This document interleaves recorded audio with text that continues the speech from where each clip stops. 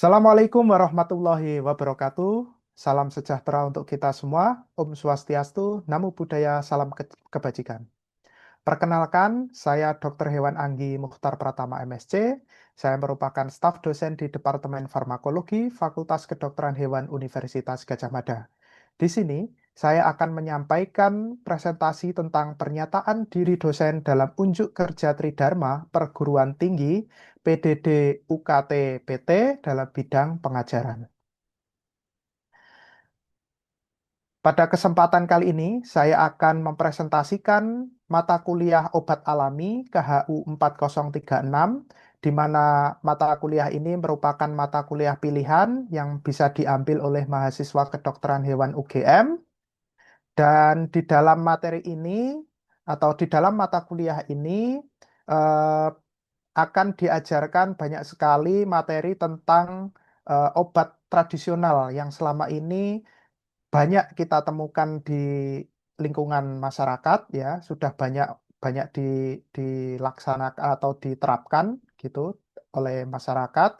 Dan juga kami akan menambahkan materi tentang tradisional Chinese medicine dan akupuntur, di mana kami merasa bahwa baru-baru ini materi ini sangat penting untuk diberikan untuk mahasiswa karena ilmu ini sedang lagi naik daun ini dalam dunia veteriner, sehingga nanti diharapkan setelah mahasiswa mengikuti kegiatan perkuliahan ini, mahasiswa bisa mengupgrade ilmunya khususnya dalam bidang obat alami, kemudian tradisional Chinese medicine dan juga akupuntur.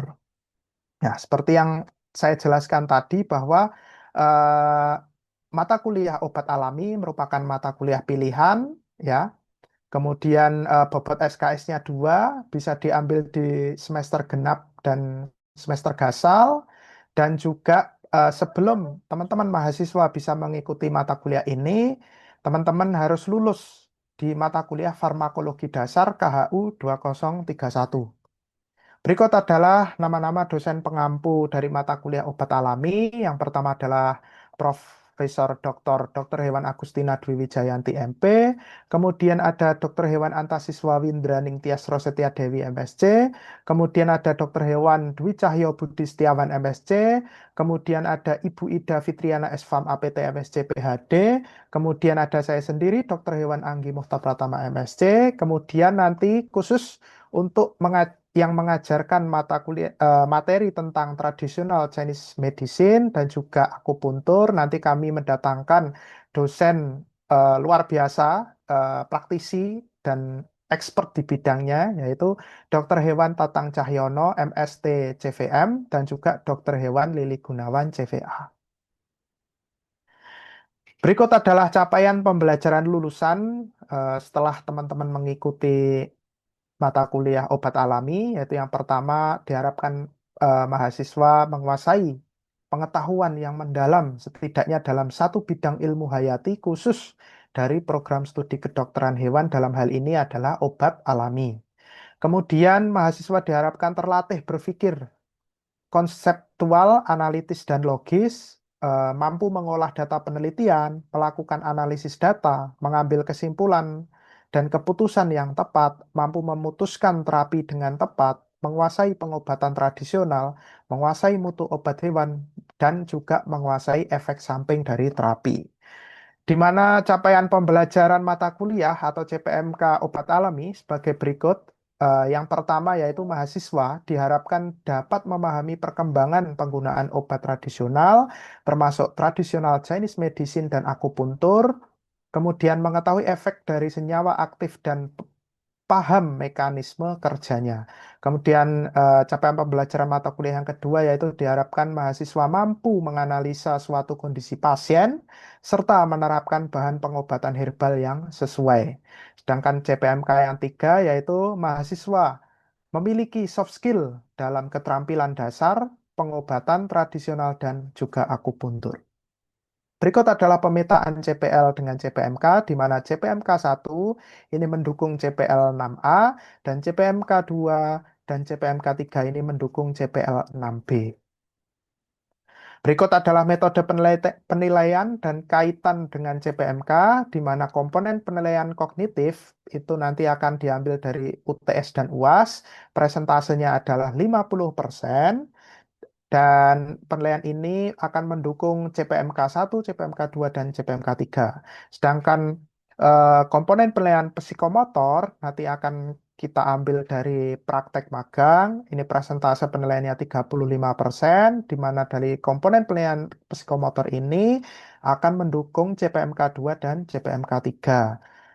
Dan komponen penilaian efektif ya nanti akan diambil dari SGD Small Group Discussion yang nantinya akan menghadirkan seluruh dosen pengampu di mata kuliah obat alami. Nanti presentase penilaiannya adalah 15%. Ini akan mendukung CPMK 1, CPMK 2, dan CPMK 3. Nah, berikut adalah metode penilaiannya. Nanti nilai teori akan diambil dari UTS dan UAS, kemudian dibagi dua. Nah, dari nilai teori tersebut digunakan untuk mengambil nilai total ya. Nah, itu diambil dari nilai teori tadi, dari UTS dan UAS, ditambah nilai praktek magang, kemudian dibagi menjadi 3. Sehingga nanti akan didapatkan nilai akhir yang terdiri dari 85% dari nilai total, ditambah 15% dari nilai SGD. Nah, berikut adalah bahan kajian atau materi pembelajaran. Totalnya ini ada sekitar 16 minggu ya. Totalnya ada 16 minggu. Kemudian nanti ada perkuliahan. Kemudian nanti ada UTS ya. Kemudian setelah UTS ada praktek magang. Kemudian nanti ada SGD sebelum nanti diakhiri dengan UAS. Ya, di mana dalam metode pembelajarannya nanti kita menggabungkan antara flipped learning, collaborative learning, blended learning, kuliah dan diskusi. Di mana aktivitasnya tentu di sini nanti kita akan mendelivery atau menyampaikan materi, kemudian ada yang teman-teman belajar sendiri, kemudian nanti kita juga akan melakukan interaksi, tanya jawab, diskusi, dan sebagainya. Kemudian nanti diakhiri dengan assessment atau penilaian yang nanti kita ambil dari UTS, UAS, pretest, posttest, dan juga SGD. Baik, teman-teman, kita mulai pembelajaran kita tentang bentuk sediaan obat herbal. Ya. Nah, sebelum kita memulai, ini akan saya jelaskan kemampuan akhir yang direncanakan. Jadi, setelah mengikuti perkuliahan ini, diharapkan nanti mahasiswa dapat menjelaskan berbagai bentuk sediaan obat herbal beserta contohnya. Nah, saya ingin mereview sedikit. Jadi saya yakin teman-teman ini kan anu ya sudah lulus mata kuliah farmakologi dasar ya, sehingga sudah mengikuti perkuliahan tentang berbagai jenis sediaan obat secara umum. Kemudian juga ada praktikumnya di laboratorium, sehingga saya yakin teman-teman sudah pada paham tentang berbagai macam sediaan obat. Namun nanti pada kuliah ini nanti saya akan lebih memfokuskan kira-kira sediaan-sediaan obat yang mana yang eh, sudah diaplikasikan atau umum diaplikasikan pada obat herbal, karena memang dengan kondisinya obat herbal ini tidak semua eh, bahan herbal itu bisa dibuat sediaan gitu ya. Nanti akan kita jelaskan dan kita diskusikan bareng-bareng gitu ya. Baik. Oke, sebelum saya membahas tentang hal yang perlu diperhatikan dalam pembuatan sediaan obat herbal, ini saya ingin mereview sedikit nih materi yang disampaikan oleh Dr. Anta kayaknya ya, yang apa namanya menjelaskan tentang penapisan fitokimia ya, yang sebelumnya disampaikan sebelum mata kuliah ini diberikan pada minggu ini. Nah, ini saya ingin tanya nih sama teman-teman. Kira-kira teman-teman masih ingat nggak? Kira-kira eh kurkumin itu merupakan zat aktif yang bisa ditemukan di tanaman apa? Ada yang bisa jawab nggak? Saya dok, tanaman temulawak. Oke, bagus. Ya, kurkumin merupakan salah satu zat aktif ya yang paling besar ini ditemukan di temulawak. Nah, mungkin saya mau tanya lagi nih, satu lagi. eh Kalau piperin, nah piperin itu kira-kira eh, dia banyak ditemukan di biji tanaman apa? Saya dok, merica. Oke, oke. Jadi teman-teman masih ingat ya materi yang disampaikan oleh Dokter Anta eh, di pertemuan sebelumnya ya. Nah, nanti akan kita bahas di sini nanti. Baik nanti piperin atau apa kurkumin sebagai contoh ya. Nah, baik, kita kembali ke topik ini ya. Jadi, hal apa yang perlu diperhatikan dalam pembuatan sediaan obat herbal? Nah, yang pertama adalah identifikasi tanaman, teman-teman. Misalkan tadi ya, di mana piperin ini merupakan senyawa antibakteri yang sangat bermanfaat ya untuk dunia kedokteran hewan. Nah, ini banyak ditemukan di biji tanaman merica. Nah, sehingga identifikasi tanaman ini menjadi sangat penting sebelum pembuatan sediaan obat herbal.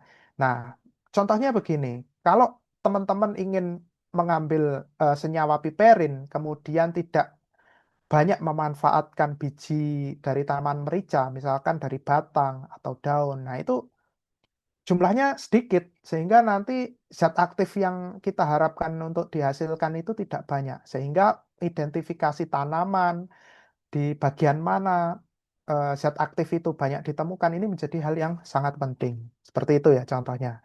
Kemudian yang kedua adalah peralatan di mana kita harus memilih peralatan yang mana tidak merusak zat aktifnya ya tidak merusak zat aktifnya atau malah mencemari zat aktifnya sehingga nanti harapan kita untuk mengekstrak atau membuat sediaan obat herbal nanti tidak menjadi optimal karena zat aktifnya dirusak oleh peralatan yang kita gunakan.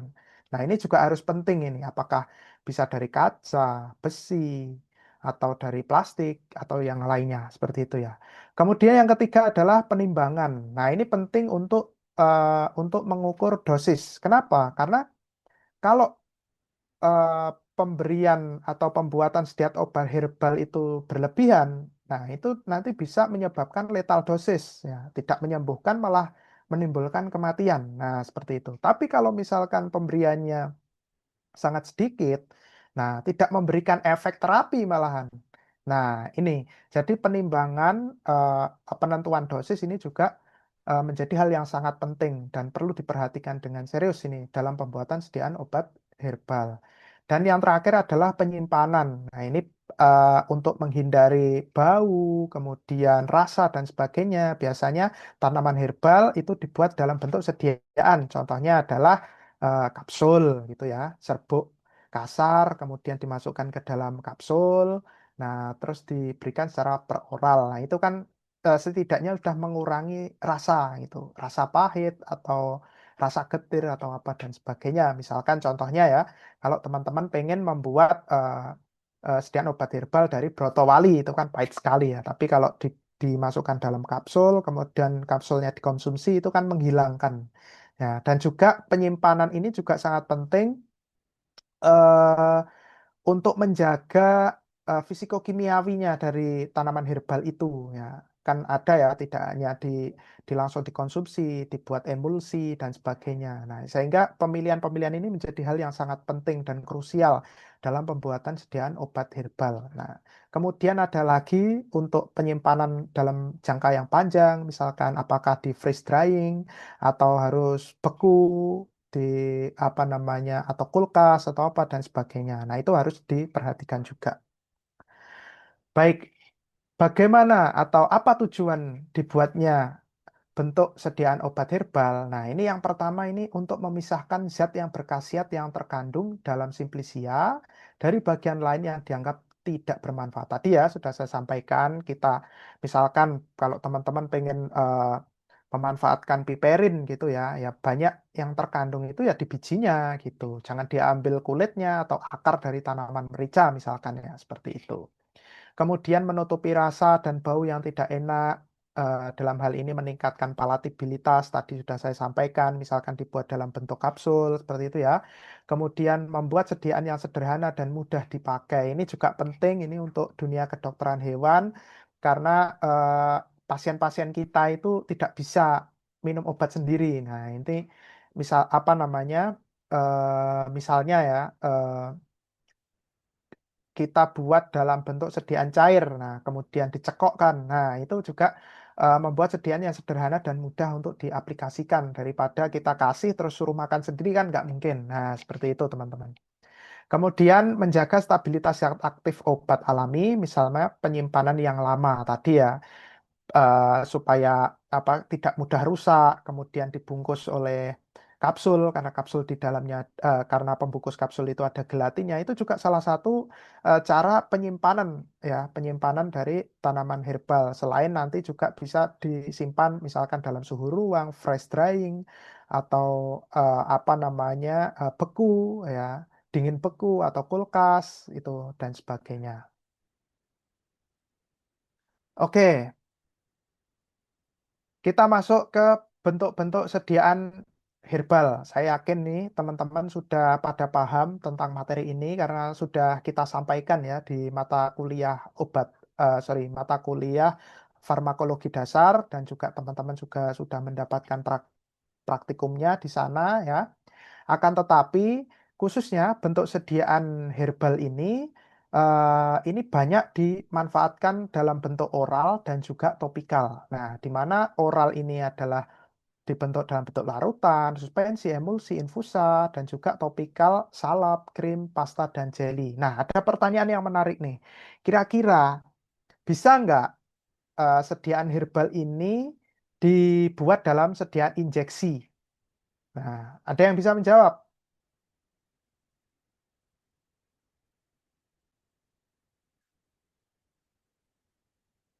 Silahkan. Ada yang bisa menjawab? Saya dok, saya pikir dalam penelitian sudah ada, namun dalam masyarakat belum ada karena ketersediaannya harus steril dan butuh biaya yang mahal. Oke, baik. Benar, benar, benar, benar.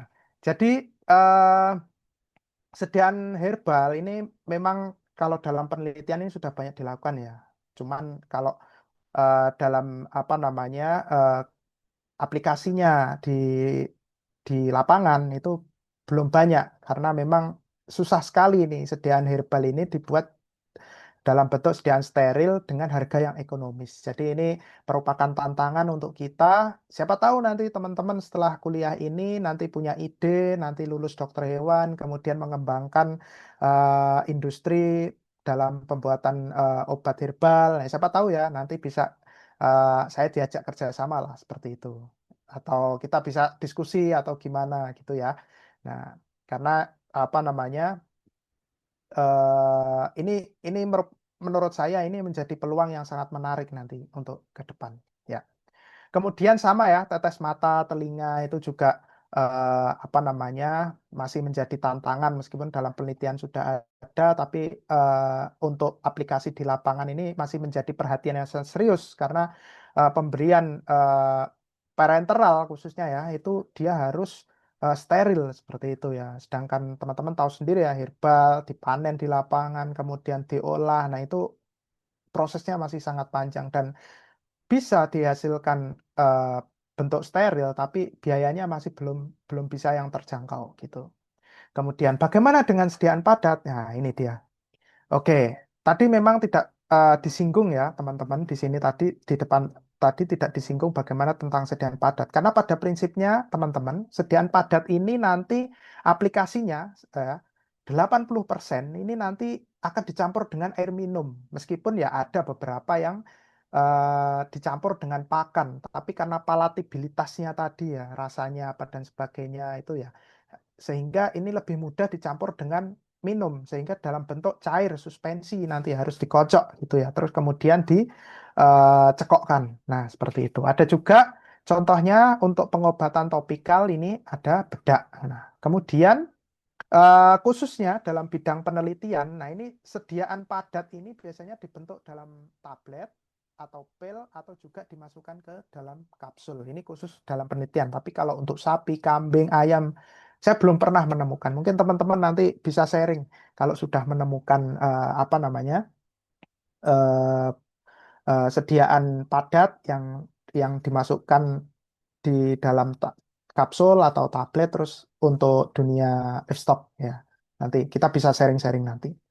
Oke, kita lanjut. Nah, ini adalah sediaan larutan di mana paling gampangnya ya teman-teman ya. Ini sediaan yang larut di di pelarutnya itu, kemudian dalam penggunaannya itu tidak perlu dikocok sebelum pemakaian. Ini saya yakin teman-teman sudah paham kan ya. Kemudian di sini juga diperlukan bahan pembantu kelarutan yaitu etanol. Dan ini juga harus hati-hati kalau semakin tinggi etanol yang diberikan, nanti ini bisa menyebabkan toksik pada hewan ya, tidak malah menyembuhkan, malah menyebabkan toksik. Kemudian ini suspensi, bedanya dengan eh, larutan tadi, dalam penggunaannya dia harus dikocok terlebih dahulu. Dan dia juga diperlukan suspensator. Nah, ini contohnya adalah Twin 80. Nah, ini adalah contoh dari sediaan cair, yaitu emulsi. Saya yakin teman-teman sudah paham, sudah pernah praktek ini ya. Saya hanya menambahkan di mana poin pentingnya di obat hewan, obat herbal hewan ya.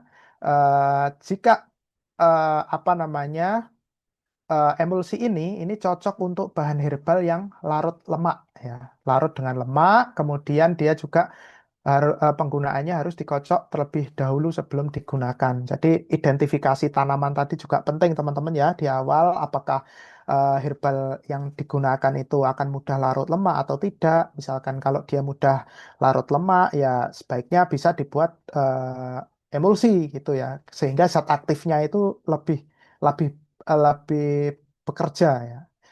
Kalau misalkan ketepatan kesalahan dalam ketepatan pemilihan tadi ya, misalkan dia larut lemak kemudian dibuat dalam bentuk larutan gitu ya, bisa bekerja tapi tidak seoptimal bila teman-teman ubah sediaannya menjadi emulsi. Misalkan contohnya seperti itu. Nah, ini adalah infusa. Ini sudah umum ya teman-teman. Ini saya yakin teman-teman juga sudah sering ini menggunakan infusa ini yang kita praktekkan dalam kehidupan sehari-hari ya. Contohnya adalah seduhan. Kalau misalkan teman-teman bikin kopi gitu ya, kopi tubruk. Nah, itu contohnya adalah seduhan atau apa namanya teh tubruk ya itu. Nah, itu adalah contoh infusa ya dalam bentuk seduhan ya, di mana serbuk simplisianya diaduk dengan air yang matang panas dan diminum beserta ampasnya. Memang lebih baik tidak pakai gula, teman-teman, supaya khasiatnya itu benar-benar terasa ya. Kalau tambah gula nanti beda lagi nanti konteksnya ya. Kalau ditambah sedikit pun nggak masalah, tapi kalau terlalu banyak gula, nah nanti tidak jadi obat malah jadi diabetes ya, kayak gitu kan. Kemudian ada seduhan celup, teman-teman juga sudah familiar ya. Contohnya adalah teh gitu ya, teh sekarang macamnya banyak sekali, teh herbal juga banyak. Kemudian infusa yang ketiga contohnya adalah perasan. Nah, ini contohnya teman-teman mau makan atau mau minum jamu ya, beras kencur, temulawak dan sebagainya, itu kan pasti diperas dulu. Ya, kayak gitu ya teman-teman. Kunyit asem, nah seperti itu. Nah, kita beralih ke sediaan setengah padat. Di sini contohnya adalah salep. Nah, sediaan obat herbal ini banyak sekali teman-teman dimanfaatkan dalam bentuk salep, baik dalam penelitian dan juga eh, digunakan dalam pengobatan di lapangan, baik di ternak hewan kesayangan. Ya, ini sudah sangat familiar, teman-teman bisa temukan banyak sekali produk-produk yang ada di lapangan. Mohon maaf ya, ini foto-foto yang saya sampaikan ini saya ambil dari Google dan kami tidak bermaksud untuk promosi ya. Ini hanya contohnya saja. Dan saya yakin ini teman-teman sudah paham ya eh, apa namanya pengertian dari salep, kemudian basisnya seperti apa. Saya hanya menambahkan bahwa ini sangat efektif untuk pengobatan-pengobatan topikal, terutama adalah pengobatan kutu, kemudian kudis, dan sebagainya seperti itu. Nah, kemudian ada sediaan krim, ya. Sebenarnya antara salep, krim, dan apa namanya sediaan yang lain itu mirip-mirip teman-teman. Akan tetapi bedanya hanyalah dari basisnya saja dan komposisinya saja. Dan di sini krim water oil in oil ini baik digunakan pada bahan obat lipofilik atau bahan obat yang larut dalam lemak sama seperti yang terjadi di emulsi tadi. Jadi identifikasi tanaman, identifikasi herbal eh, itu itu menjadi sangat penting. Apakah dia mudah larut lemak atau tidak dan sebagainya nanti dikaitkan dengan pemilihan sediaan seperti itu ya. Kemudian ini adalah sediaan pasta di mana sediaannya ini lebih keras dibanding salep ya. Kalau teman-teman tahu di lapangan ini kan banyak ya, kalau pasta itu kan banyak pasta gigi gitu ya. Tapi sebenarnya pasta ini juga banyak diproduksi sebagai apa namanya obat topikal untuk luka, luka bakar ya. Luka bakar atau luka terbuka dan sebagainya. Dan ini menjadi sangat penting ini. Dan apa namanya banyak penelitian juga sudah menggunakan sediaan pasta ini dan cukup efektif ya. Kemudian ada jelly atau gel ya. Dia lebih encer dari salep, dia lebih jernih dan tembus cahaya dan penggunaannya ini bisa digunakan secara topikal ya. Kemudian dia karena dia lebih encer ini mudah untuk dicuci. Jadi tadi dari salep, krim, kemudian pasta dan juga jelly ini perbedaannya hanyalah basisnya saja teman-teman. Tapi pada prinsipnya sama lebih banyak digunakan untuk pengobatan topikal, tapi khusus pasta, jelly itu banyak digunakan untuk luka, kemudian krim itu banyak untuk terapi ataupun penelitian aging, salep itu banyak untuk pengobatan-pengobatan yang bersifat investasi hasil dari investasi penyakit atau ektoparasit. Nah, di dunia kedokteran hewan. Nah, itu yang bisa saya sampaikan teman-teman semuanya. Ini adalah laman belajar dan kontak personnya. Teman-teman bisa apa namanya download materi yang ada di sana. Kemudian jika ada pertanyaan, silahkan tanya di email di alamat email ini. Nah, teman-teman, sebelum saya akhiri kuliah pada kesempatan kali ini, saya ingin tanya nih, kira-kira teman-teman ada yang bisa jawab gak? Nah, saya cuman review saja. Ada yang nggak yang bisa menjelaskan contoh-contoh dari sediaan herbal yang diaplikasikan secara oral? Nah, kira-kira ada yang bisa jawab nggak? Saya, Dok. Itu larutan, suspensi, elmusi, dan infunsi. Oke, Infusa. oke. Emulsi dan infusa. Oke, oke, oke. Oke, jadi teman-teman paham ya, setidaknya materi yang saya sampaikan tadi masuk di apa namanya pemahaman teman-teman. Nanti jangan lupa untuk terus dipelajari, kemudian nanti bisa diskusi juga dengan saya melalui email. Dan mungkin ada pertanyaan sebelum diakhiri kuliah pada kesempatan kali ini. Gak ada? Oke, kalau gak ada, saya cukupkan. Ada kurang lebihnya, saya mohon maaf. Billahi taufik wal hidayah. Wassalamualaikum warahmatullahi wabarakatuh.